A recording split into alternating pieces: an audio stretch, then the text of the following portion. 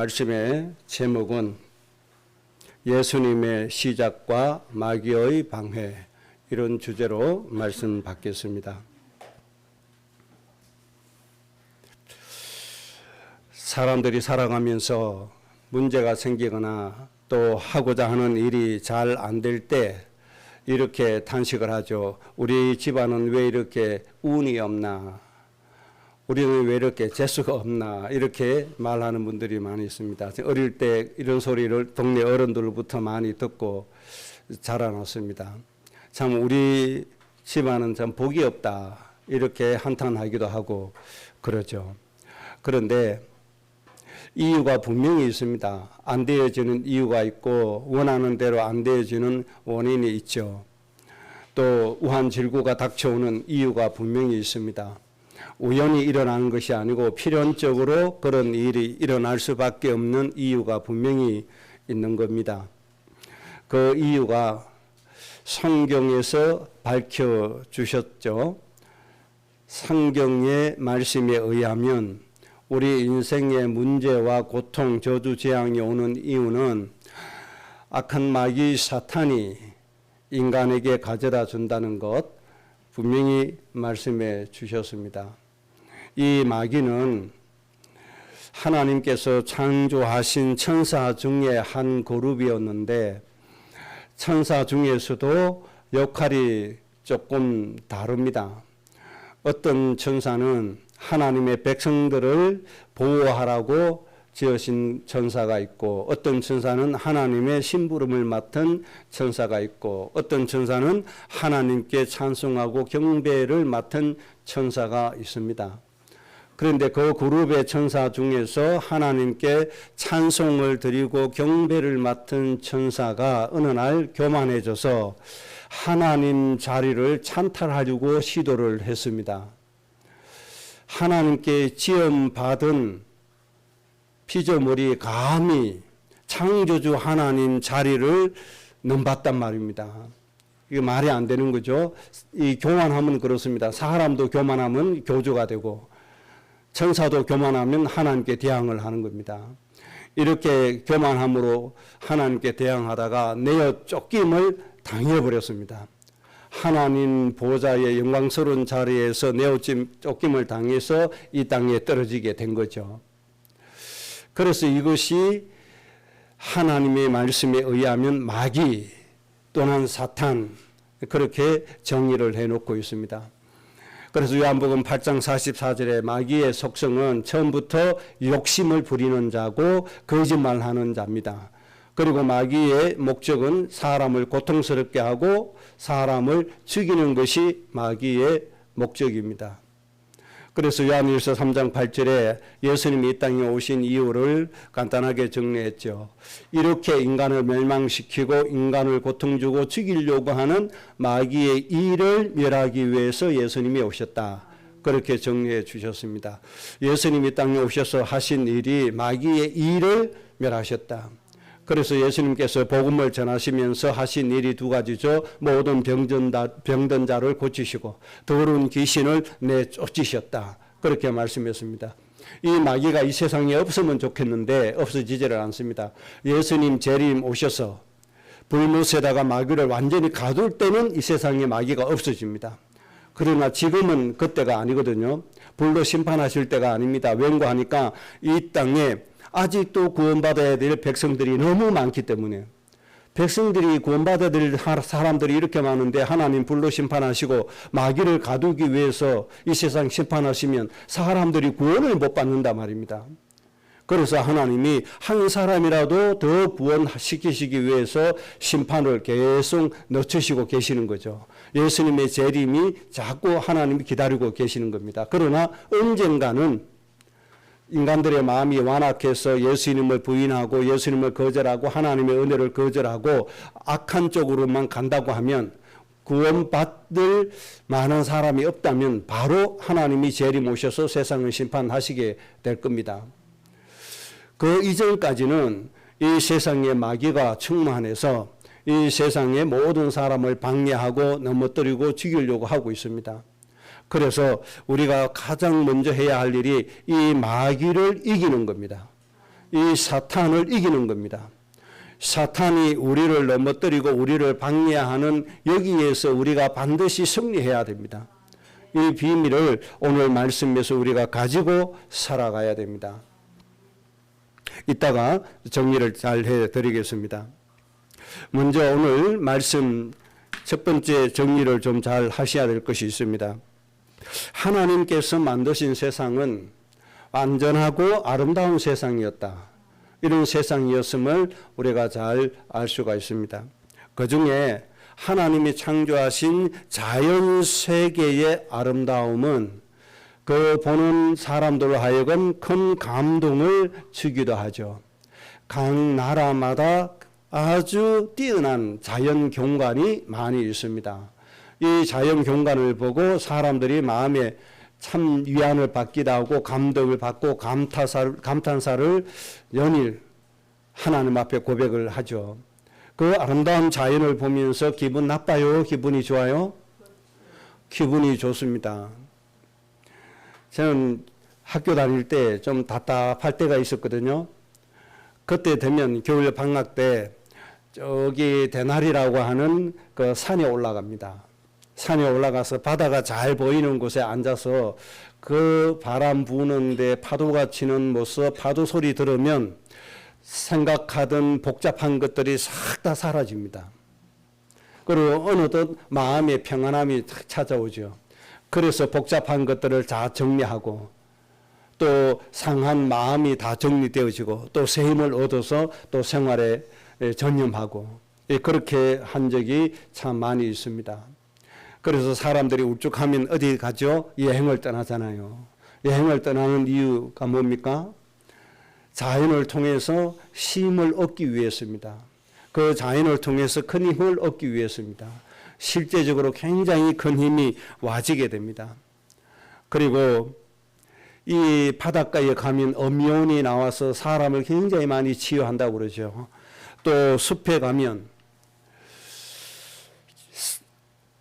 식물이 내뿜는 한균성이라고 하는 물질이 있습니다. 흔히 말하는 피톤치드라고 얘기를 하죠. 이런 것들이 사람에게 굉장히 유익을 많이 줍니다. 몸에 병든 부분을 많이 치유하기도 하죠. 이렇게 자연이 뿜어내는 기운이 사람의 정신과 육신까지 치유해 준다는 겁니다. 그래서 사람의 음식도 자연식 하면 몸의 병 거의 다 고침받습니다. 자연식 하는 사람, 병 걸려서 고생하는 사람 거의 없습니다. 인스턴트 식품을 많이 먹는 사람은 주로 질병에 잘 걸립니다. 그리고 혈전이 생겨서 혈관 때문에 굉장히 고생을 많이 하는 것을 볼 수가 있습니다. 좋은 물만 마셔도 몸이 건강해진다고 하잖아요. 우리나라는 물이 얼마나 좋습니까? 참 하나님께서 우리 대한민국 사람들에게 굉장히 많은 축복과 은혜를 주신 겁니다. 자연 속에서 하나님이 주신 식물을 통해서 주신 것들 누리고 하나님께서 주신 거 마시고 먹고 하면 아주 건강하게 잘 살 수가 있는 거죠. 그런데 하나님이 창조하신 이 자연 세계는 변하지 않습니다. 자연 세계는 하나님께서 창조하신 목적 그대로 인간에게 행복을 가져다 주고 있습니다. 그런데 문제는 인간들이 모인 인간 세계가 문제인 겁니다. 이 인간 세계는 타락에서 어둠과 흑암에 지배되어 있습니다. 그래서 인간성을 상실하고 있고 하나님의 성품을 상실하고 있습니다. 에덴 동산에서 하나님의 말씀을 거역하고 마귀의 말을 따르고 마귀의 말을 붙잡고 마귀를 따라감으로 인해서 인간은 마귀의 자식이 되었고 본질상 진노의 자녀가 되었습니다. 이것이 인간의 운명이 되어져 버렸습니다. 그래서 마귀의 시간표대로 인간에게 마귀가 정리해 놓은 고통이 순차적으로 인간에게 다가오게 된 겁니다. 그래서 어느 날 생각지도 않은 사건이 터지고 문제가 오고 그렇게 되어진 겁니다. 하나님께서 구세주 예수님으로 이 땅에 오셔서 인간 세계도 아름답게 하셨다는 사실입니다. 이것을 구원이라고 얘기합니다.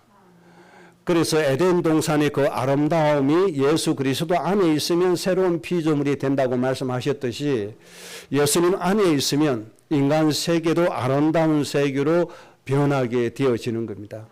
하나님의 은혜가 없는 가정을 지옥과 같다고 얘기합니다. 하나님의 은혜로 찬송과 기쁨이 넘친 가정을 뭐라고 얘기하죠? 천국과 같다. 그렇게 얘기합니다.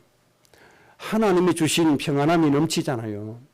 이게 인간 세계의 아름다움이 회복이 되어지고 여기에서 나오는 행복이 인간을 기쁘게 하는 겁니다. 그래서 하나님께서 이 땅에 구세주로 오셔서 인간 세계까지도 아름답게 만들어 놓으셨습니다. 구원의 축복이 그렇습니다. 그래서 성경에서 구원이라고 하는 단어를 보면 영혼 구원만 구원이라고 하신 게 아닙니다.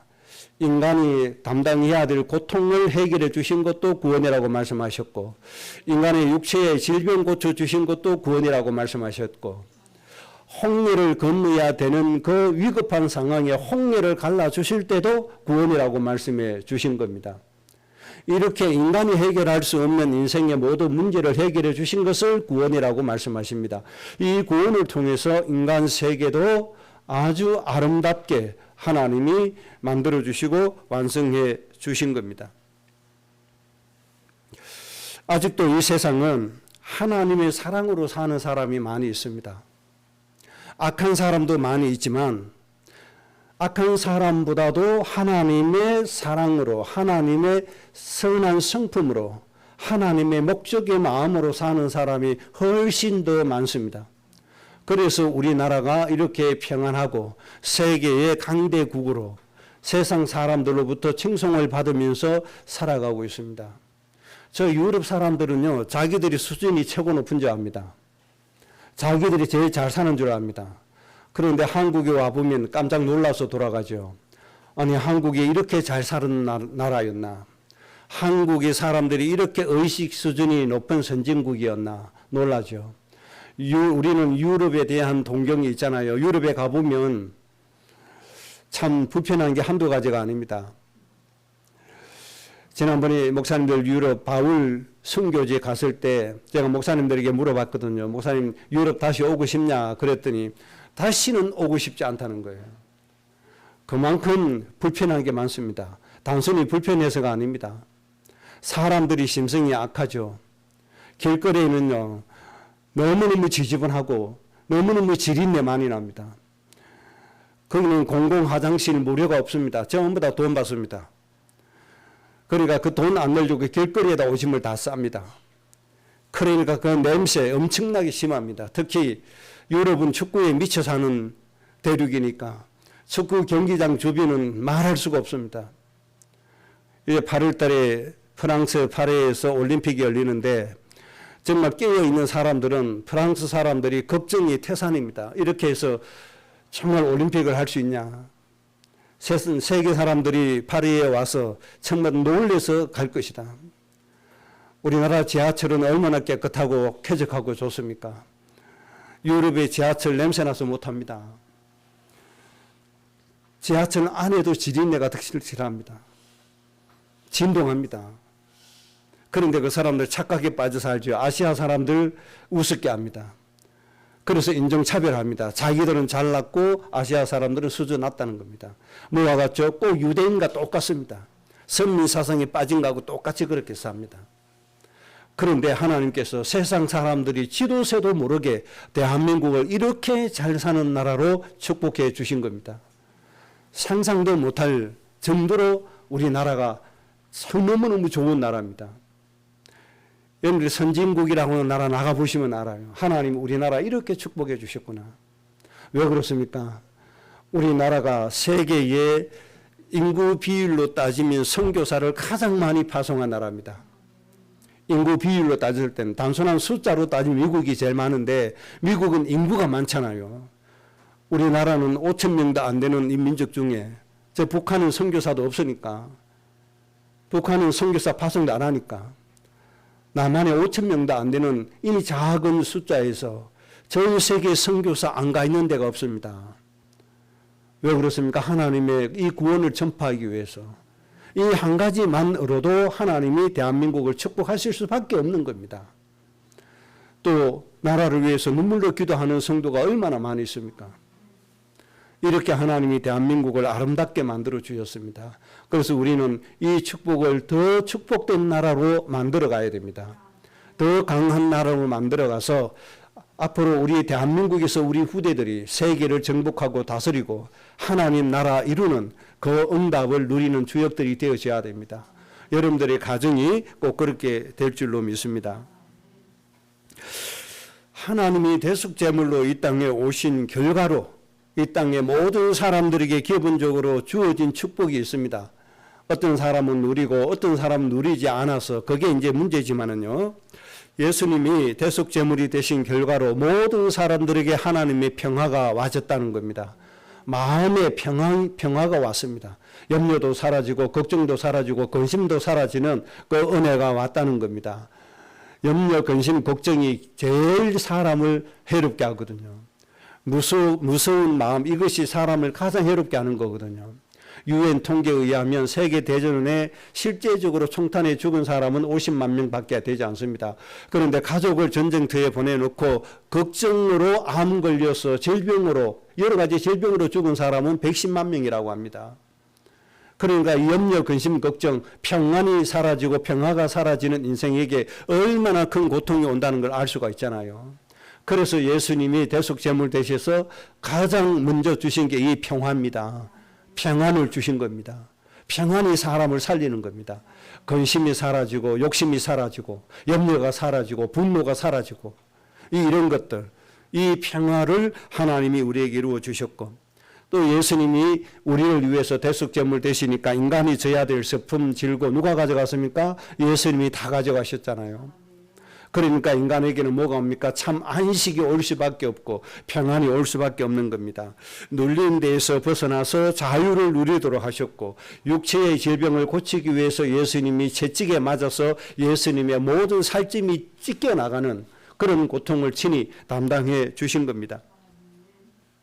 그런데 예수님은 분명히 이 모든 행복을 이루어 주셨습니다. 이 구원을 성취해 주셨습니다. 그런데 왜 못 누립니까? 그런데 왜 여전히 고통 가운데 살아야 됩니까? 그 이유는 인간의 이 행복을 도둑질해가는 존재가 있기 때문이라는 겁니다. 이 행복을 도둑질해가는 존재가 누굽니까? 바로 타락한 천사, 하나님을 대항했던 그 천사, 바로 마귀 사탄입니다. 하나님의 그 자리를 찬탈하려고 하다가 실패한 이 마귀가 그 대신에 하나님의 백성들을 죽이기를 작정하고 모든 계획과 일을 진행하고 있다는 겁니다. 이것 때문에 하나님이 이루신 구원의 축복이 온전하게 누림이 되지 않고 많은 사람들이 나의 축복으로 누리지 못하고 있는 겁니다. 그래서 우리가 이 사명을 가지고 가는 거죠. 이 마귀의 일을 멸하기 위해서 복음 들고 가는 것이고 이 마귀를 결박시키기 위해서 예배하고 기도하는 겁니다. 우리가 가문을 위해서 왜 기도합니까? 가문을 사로잡고 있는, 방해하고 있는 이 마귀를 결박하기 위해서입니다. 여러분들 이 기도를 절대로 쉬지 않기를 바랍니다. 인간의 행복을 빼앗아가는 이 마귀의 일을 멸하는 기도, 마귀를 내쫓는 권세 누리는 기도, 이 기도는 한시도 우리가 놓아서는 안 됩니다. 쉬지 않고 이 기도를 누리시기 바랍니다. 하나님께서 우리에게 영원한 처소와 영원한 상급까지도 예배해 주셨잖아요. 어마어마한 축복을 우리에게 예배해 주신 겁니다. 그래서 우리는 무엇을 보고 달려가죠? 저 영원한 상급을 보고 달려가는 겁니다. 이 땅에 고난이 올 수도 있습니다. 반드시 이 땅에 고난이 온다고 했습니다. 이 땅은 없어집니다. 그러나 영원한 저 천국에 슬픔도 없고 죽음도 없고 눈물도 없고 고통도 없는 그곳에 우리가 앞으로 가게 될 겁니다. 여러분의 가정, 모든 가족, 여러분의 가문의 모든 영혼이 하나님의 영원한 이 천국에서 하나님과 함께 화목하게 행복하게 사라지는 역사가 일어나줘야 됩니다. 그래서 여러분들은 그 가문의 복의 근원인 겁니다. 모든 영혼의 생명을 여러분들이 이끌어내야 되고 살려내야 됩니다. 그러면 두 번째 주제입니다. 인간 세계를 행복하고 아름답게 만드는 이 직분을 하나님께서 나에게 주셨다고 하는 사실입니다. 예수님은 부활하시고 성천하셨습니다. 우리의 처소를 예비하기 위해서 천국에 가셨습니다. 그리고 예수님이 이루시던 그 구원의 역사, 예수님이 사람의 행복을 찾아 역사하시던 그 일을 누구에게 주셨죠? 오늘날 구원받은 나에게 위임하시고 가셨다는 사실입니다. 그래서 하나님은 나를 통해서 이 세상을 아름답게 만드신다는 겁니다. 그래서 너희는 생육하고 번성하고 충만해라. 정복하고 다스리라고 말씀을 하신 겁니다. 이런 사람이 되라고 골로새서 2장 15절에 세상의 통치자와 권세자를 무력화시킨다고 말씀했습니다. 그들을 우리 앞에 무릎 꿇긴다고 말씀했습니다. 이때 우리가 뭐예요? 그들 머리 위에 서서 하나님의 말씀으로 아름다운 세상을 만들어가는 것이고 하나님의 축복을 누리는 세상으로 만들어가는 것입니다. 그래서 처음부터 우리를 불러주실 때 하나님은 창세기 12장 1절에 3절에 축복을 주신 겁니다. 하나님의 계획은 모든 민족의 사람들이 하나님의 복으로 살기를 원하신다는 겁니다. 하나님의 소원입니다. 이 땅에 70억의 영혼들이 사람들이 마귀에게 눌려서 고통받고 살기를 원하지 않습니다. 마귀에게 눌려서 고통받고 본질상 진노 가운데 빠진 모든 인간들이 하나님의 복으로 살기를 원하고 계십니다. 이 일을 누구에게 맡겼습니까? 구원받은 나에게 맡겨주셨다는 사실입니다. 이사야 49장 6절에 있는 말씀처럼 모든 민족의 사람들이 하나님의 빛을 받아서 하나님의 구원의 축복으로 살기를 원하고 있습니다. 그래서 하나님이 이스라엘 민족을 이방인의 빛으로 세웠습니다. 그래서 하나님이 그들을 통하여 구원을 땅끝까지 이루게 하신다고 말씀했습니다. 베푸신다고 말씀했습니다. 하나님이 여러분을 통해서 하나님의 구원의 축복을 땅끝까지 베푸심을 믿으시기 바랍니다. 그래서 우리가 뭐 해야 됩니까? 이 땅에 죽어가는 모든 대륙의 영혼들을 가슴에 품고 기도해야 됩니다. 그래야 나를 통해서 하나님의 복이 그들에게 전달되기 때문에 그렇습니다. 그래서 내 가슴 속에는 누가 있어야 됩니까? 저 아프리카 대륙에서 죽어가는 영혼이 내 가슴에 있어야 되고, 저 북한에 죽어가는 영혼이 내 가슴에 있어야 되고, 저 공산주의 시하에서 고통받는 사람들이 수도 없이 많이 있습니다. 이 지구상의 50%의 영혼들이 공산주의 체제 하에서 고통받고 있습니다. 우리 대한민국 안에도 공산주의 사상이 좋다고 그 사상 따라가는 사람들이 굉장히 많이 있습니다.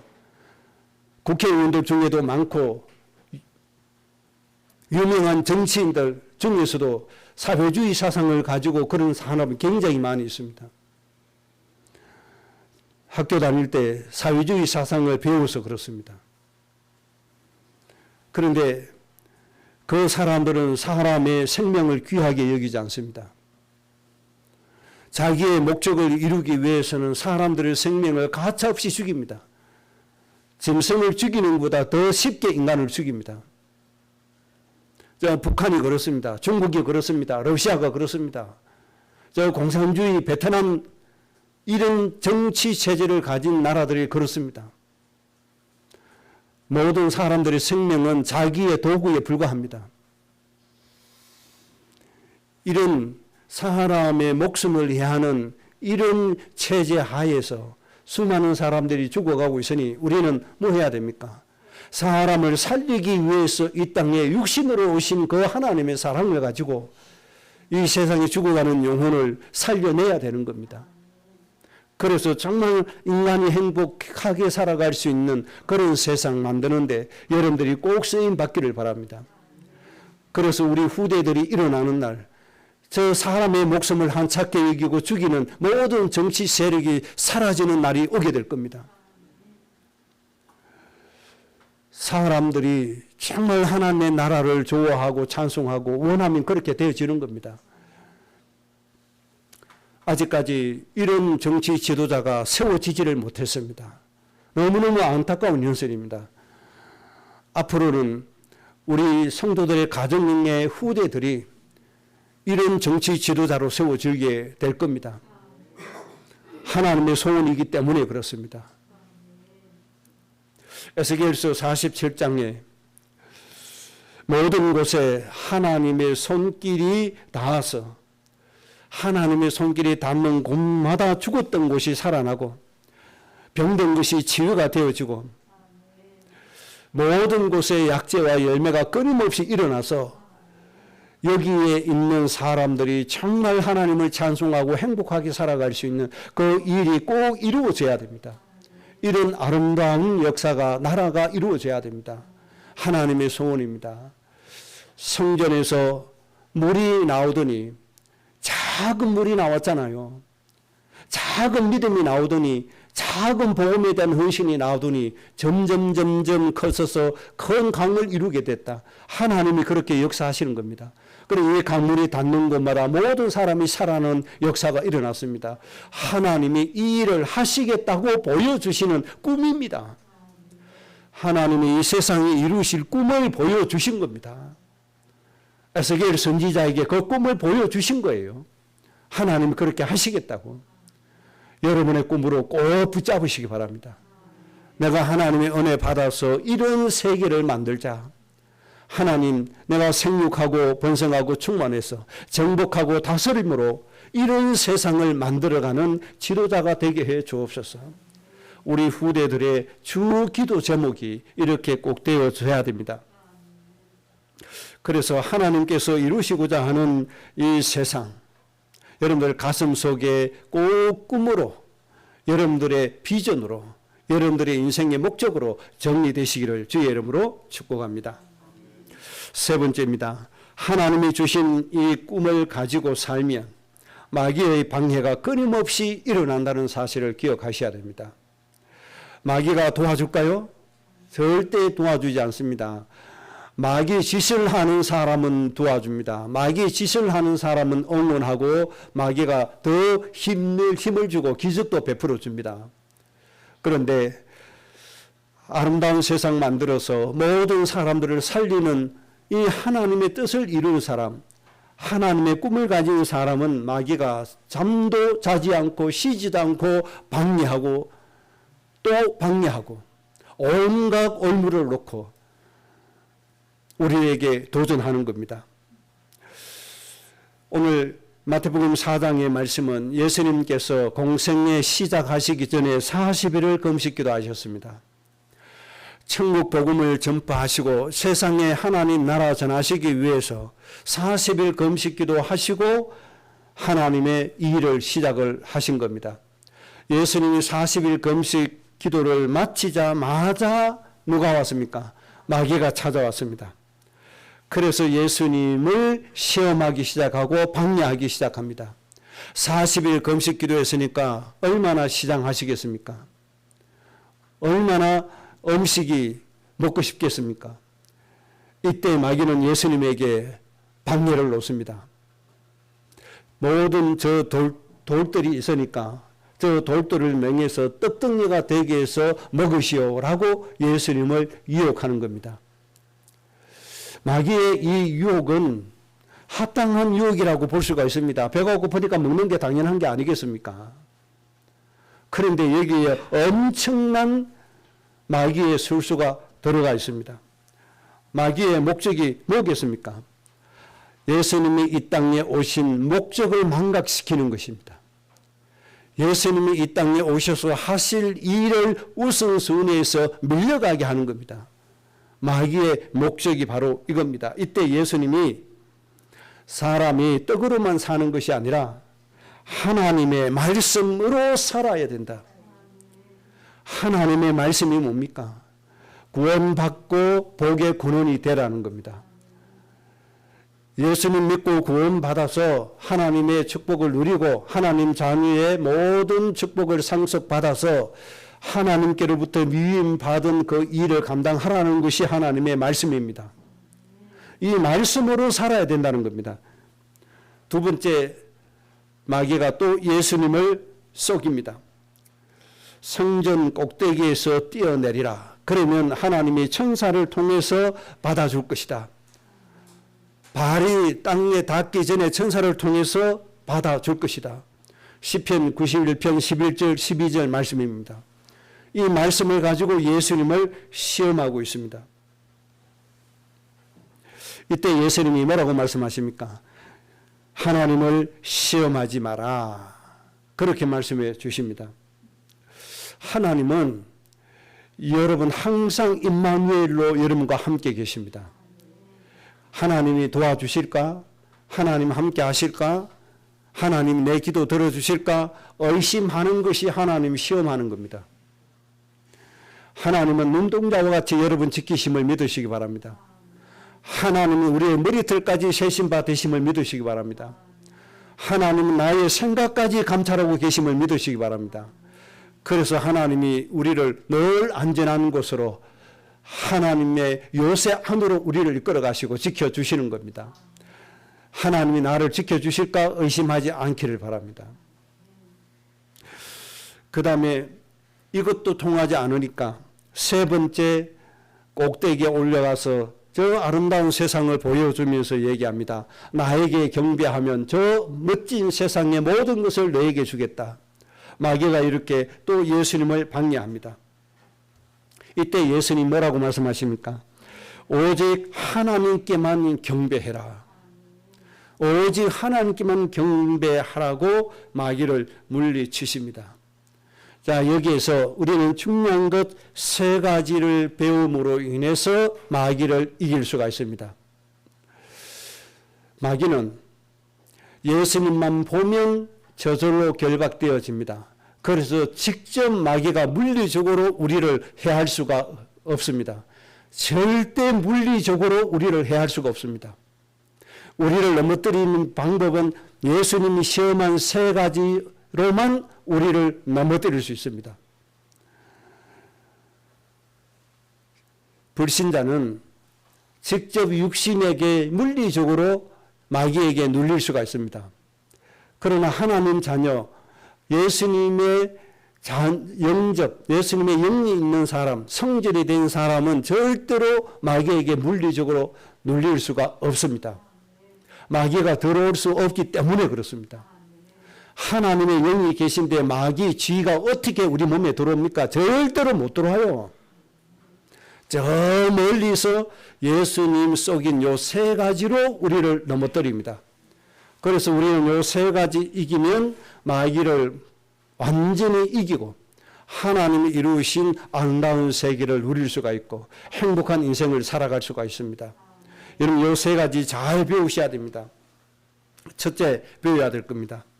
마귀의 목적은 예수님으로 하여금 육신의 것을 우선으로 해라. 예수 너희의 배가 고프니까 그거 먼저 해라는 겁니다. 우선순위의 문제입니다. 여기에서 마귀에게 거의 다 걸려 넘어져 버리는 겁니다. 내 육신의 것이 먼저가 아닙니다. 하나님이 주신 사명이 먼저입니다. 이런 사람은 마귀가 절대로 무너뜨리지 못합니다. 이런 사람은 마귀가 절대로 이기지 못합니다. 내 육신이 먼저가 아니고 하나님이 주신 사명이 먼저입니다. 예수님에게 예수님 40일 금식 기도해서 배고픈 거 돌을 명해서 떡 만들어서 먹는 게 먼저가 아닙니다. 저 죽어가는 영혼 살리러 가는 게 먼저입니다. 바울이 이거 배웠습니다. 그래서 바울이 전도하러 갔을 때 내가 오늘 이 지역에 와서 어디에서 먼저 잘까? 호텔을 먼저 찾지 않았습니다. 어떤 식당에 가서 먼저 먹을까? 맛집을 먼저 찾지 않았습니다. 먼저 뭐였죠? 기도처가 있는가 하여. 기도처를 먼저 찾았습니다. 왜 기도해야 되죠? 하나님의 권능을 받아야 되니까. 하나님의 능력을 받아야 되니까요. 그래서 기도처가 있는가 하여. 그래서 기도하러 먼저 갔습니다. 예수님을 제대로 배운 겁니다. 바울이. 여러분 하나님이 주신 일이 먼저입니다. 하나님의 뜻이 먼저입니다. 하나님의 말씀이 먼저입니다. 저는 그렇게 했습니다. 97년도에 고향 가서 복음 전하자. 그래서 와서 가장 먼저 하나님의 일을 우선을 했습니다. 지금도 마찬가지입니다. 교회 재정 운영부터 그렇게 합니다. 하나님의 일을 가장 먼저 합니다. 해외 선교 가장 먼저 합니다. 그 다음에 정해진 하나님의 일을 순서 따라서 합니다. 그 다음에 마지막에 목사 생활입니다. 저는 이 원칙을 지금까지 한 번도 깨뜨린 적이 없습니다. 내 육신이 먼저가 아닙니다. 내 일이 먼저 아닙니다. 내 것이 먼저가 아닙니다. 하나님의 일이 먼저입니다. 우리는 굶을지언정 하나님의 것이 먼저였고 하나님의 일이 먼저였습니다. 그래서 저는 매월 첫 주에 하나님에 관한 일을 가장 먼저 합니다. 그리고 순차적으로 순서에 따라서 합니다. 그리고 우리 육신과 관계된 것은 가장 마지막에 합니다. 하나님의 일이 중요하기 때문에 그렇습니다. 마귀는 반대로 합니다. 우리의 육신의 것을 가장 먼저 하게 합니다. 거의 모든 교회들이 그렇게 합니다. 가장 먼저 목사 생활비부터 가장 먼저 합니다. 그러니까 모자라잖아요. 그러면 하나님의 일 합니까? 선교 안 합니다. 하나님의 일에 가는 거 합니까? 안 합니다. 왜? 모자라니까. 거의 다 그렇게 합니다. 그래서 저는 전에 있던 단체에서 제 별명이 하나 있었습니다. 제 별명이 뭔가 하니까 우목사는 우리 목사님들 중에서 최고 부자다. 저는 그분들에게 부자라고 말한 적이 없었습니다. 저는 통장에 얼마 있다 말한 적이 없습니다. 저는 재산이 얼마 있다 말한 적이 없습니다. 객관적으로 따지면 저는 그분들 가지고 있는 10분의 1, 100분의 1도 안 됩니다. 그런데 그분들은 저보고 부자라고 합니다. 그 자기들의 말에 의하면 움 목사님은 통장에 적어도 수억이 통장에 잔고를 있다. 그렇게 얘기합니다. 그렇게 말한 이유가 뭔지 압니까? 자기들은 자기들의 일부터 다 하고 나머지 가지고 선교하고 나머지 가지고 노예 일하고 나머지 가지고 시찰이 일하는데, 그런데 저는 그렇게 하지 않거든요. 그렇게 하는 자기하고 비교해 보니까 자기는 이 정도인데 요만큼 하는데 저 운목사님은 우리보다 훨씬 몇 배나 하니까 재산이 몇 배나 많구나, 이렇게 생각을 하고 오해를 해버린 거예요. 그래서 운목사는 부자다 그렇게 얘기하는 거예요. 그래서 저는 웃죠. 그래 맞다, 나 부자 맞잖아요. 하나님이 우리 아버지니까 부자가 맞잖아요. 내가 하나님의 상속자니까 맞잖아요. 그들이 말하는 부자하고 제가 말하는 부자하고 차원이 다른 부자입니다. 순수가 달라서 그래요. 여러분 이해가 되십니까? 저는 이때까지 제 육신이 먼저인 적이 없었습니다. 항상 하나님의 일이 먼저입니다.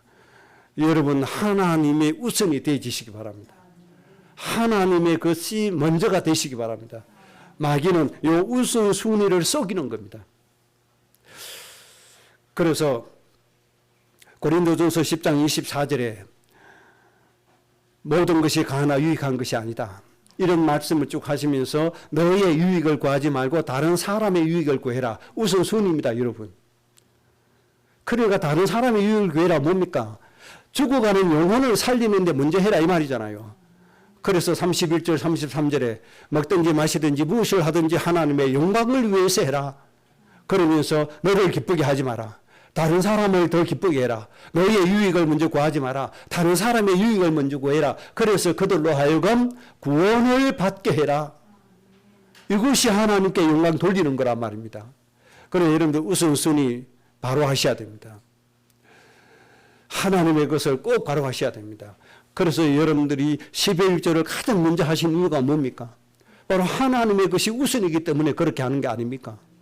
여기에 하나님이 큰 축복을 내려주시는 것이잖아요. 그 다음에 두 번째 꼭 배워야 됩니다. 참 시간이 많이 지나서 좀 설명해야 될 것이 있는데 좀 그렇네요. 에스겔서 34장에 보면 하나님이 에스겔 선지자를 통해서 타락한 목자들에 대한 말씀을 주셨습니다. 타락한 목자들. 이 타락한 목자들이 뭡니까? 하나님의 일이 먼저입니까? 자기의 것이 먼저입니까? 자기의 것이 먼저입니다. 양들을 잡아서 고기 먹고 양들의 털을 깎아서 자기의 옷을 해입고 양들은 마귀에게 유린당하고 있다. 이게 뭡니까? 우선순위가 잘못됐다는 얘기입니다. 이게 심각한 문제입니다. 지금 카타르에서 아시안컵이 지금 열리고 있죠. 그런데 지금 카타르에서 한국 선수단에게 굉장히 지금 많은 관심을 가지고 많이 도와줍니다. 카타르 국왕이 100억이 넘게 우리 한국 선수들을 위해서 100억 넘게 개인적으로 내놨어요. 좀 편하게 잘 쉬다 가라고. 그래서 사우디 왕세자인가요? 이 양반은 손흥민 선수를 위해서 헬기까지 내놨어요. 편하게 다니라고. 그런데 손흥민 선수가 그거 씁니까? 안 쓰죠. 지금 한국 선수들이 세계의 축구계에 굉장히 많은 영향력을 주니까 이 선수들을 대접 잘하면 자기들의 나라 이미지 올라가니까 그렇게 대접을 해주는 겁니다. 일본, 중국 선수들은 그렇게 대접 안 해줘요. 한국 선수 유럽에서 그렇게 훌륭하게 잘하고 있으니까. 이렇게 한국 선수들이 뛰어난 사람들이 많습니다. 그런데 가장 그 뛰어난 손흥민 선수 아버지가 뭐라고 얘기했는가 하니까 이번 카타르 아시안컵에서 한국이 우승하면 안 됩니다. 이렇게 얘기했어요. 뭐 나라의 반역자입니까? 그게 아니잖아요. 왜 그런가 하니까 거기에 중요한 의미를 담고 있어요. 지금 우리나라의 축구협회의 그 행정 상태로 우승하면 한국 축구는 미래가 없어진다. 무슨 얘기인가 하니까 축구협회가 잘한다는 얘기하는 그만큼 썩어 빠졌다 얘기예요. 그만큼 잘못하고 있다는 얘기예요. 잘못하고 있는데 우승해버리면 안 된다는 거예요. 그래서 한국이 우승하면 안 된다. 굉장히 뼈있는 조언을 한 겁니다. 손흥민 선수 아버지가 그렇게 얘기한 거예요. 무슨 얘기인가 하니까 축구협회 이 사람들이 축구 발전을 위해서 일하는 게 아니고 자기 이익을 먼저 챙긴다 말이에요. 중국은 더 심합니다. 그게 지금 구속돼 있죠. 전 감독이. 감독 자리를 차지하려고 축구협회에다가 6억을 뇌물을 줬다는 거예요. 선수는 11억을 내야 선수 발탁을 됐다는 거예요. 그러니까 중국 축구는 완전 세상에서 엉망이 되는 거예요. 인구 가장 많은 국가에서 축구는 엉망이거든요. 저렇게 썩어 빠졌으니까 될 리가 없잖아요. 이게 무슨 얘기입니까? 저 어떤 조직이든지 자기 이익부터 챙겼다는 겁니다. 안 되는 거죠. 그런데 일본은요, 굉장히 강합니다. 일본은 축구협회는 굉장히 잘합니다. 이런 부정부패가 없습니다. 이런 비리가 없습니다. 아주 축구협회답게 행정을 이끌어가고 조직을 이끌어갑니다. 그래서 일본 축구는요, 독일도 이기고 강대국 다 이겨버립니다. 상상도 못합니다. 그렇게 잘하고 있습니다. 이런 의미에서 손흥민 아버지가 한국 우승하면 안 된다. 또 잘못된 간섭에 빠져들어간다. 우리의 잘못을 깨달아야 된다. 그렇게 얘기하고 있습니다. 이게 뭔 얘기인가 하니까 내 이익이 먼저란 말입니다. 내 이익. 하나님은 반대로 말씀하십니다. 내 이익부터 구하지 말라는 겁니다. 이게 성경의 원리입니다. 여러분 이것을 꼭 배우셔야 됩니다. 하나님의 일이 우선되시기 바랍니다. 그 다음에 두 번째 배워야 됩니다. 은혜 받는 것만 좋아하지 마라. 하나님의 기적을 체험하는 것만 좋아하지 마라. 베드로, 요한, 야고보가 예수님하고 변화산상에 가서 얼마나 화려하고 멋집니까? 초막셋을 지어서 우리가 여기에 있자고. 예수님 내려가지 말고 초막셋 지어가지고 하나는 모세, 엘리야, 하나는 예수님 우리 여기에 있읍시다. 저 골치 아픈 세상에 가지 맙시다. 하나님의 화가 났죠. 내 사랑하는 아들이니 너는 그의 말을 들을지어다. 뭡니까? 하나님의 은혜 누리는 게 좋고 하나님의 축복 누리는 게 좋은 거 여기에 젖어 사지 말라는 거예요. 어디로 가라? 하나님이 주신 사명 들고 가라는 겁니다. 그 다음 세 번째 배워야 될 것, 올바른 예배를 배워야 됩니다. 요한복음 4장 24절에 하나님은 영이시니 예배하는 자가 신령과 진정으로 예배할지니라. 여기에서 하나님의 영인데 신령과 진정으로 예배해라. 이 말은 기준이 하나님의 영에 합당한 기준입니다. 하나님의 영의 기준은 세상 구원입니다. 이런 예배를 하라는 겁니다. 세상의 부귀 영화, 세상의 좋은 것 얻으려고 예배하지 말고 신령과 진정으로 예배해라. 하나님의 나라 이루고 뜻을 이루는 하나님의 영에 합당한 예배를 해라. 예수님께서 주신 말씀입니다. 여러분 이 세 가지 잘 정리하시기 바랍니다. 말씀 반복해서 들으시면서 다시 한번 정리를 하시고 하나님 앞에 지혜를 구하세요. 하나님 마귀를 이기는 세 가지 방법 잘 정리해달라고 기도하세요. 그럼 마귀를 이겨야만 우리가 행복합니다. 마귀 이겨야만 우리의 인생이 정말 아름답고 축복된 인생이 되어질 수 있습니다. 예수 그리스도의 이름으로 꼭 승리하시기를 주의 이름으로 축복합니다. 오늘 말씀대로 우리 인생 되게 해달라고 합심으로 기도하겠습니다. 하나님 아버지 참으로 감사합니다.